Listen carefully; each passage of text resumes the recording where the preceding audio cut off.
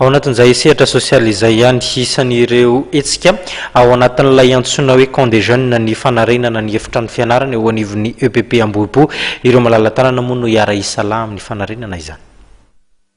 Niroso tamin'ny asa fanarenana efitrano fianarana teny amin'ny EPP Ambohipo ireo tanora mpikambana ao anivon'ny Leo Club Tolakandro.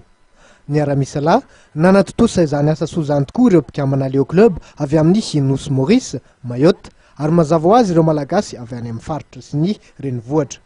Tafiditra indrindra ao anatin'ny fandaharana asa antsoina hoe camp des jeunes izao asa fanarenana zao. Ny hetsika ataon'ny Leo Club eto Ambohipo zany dia hetsika izay hitambagan'ny Leo Club rehetra eto anivon'ny ranomasimbe indiana izay atao anarenana an'ity sekoly ity izay nolazainy tao amin'ny fiadidinan'ny tanànan'Antananarivo anisany ny fianarana izay mila fanarenana aingana indrindra.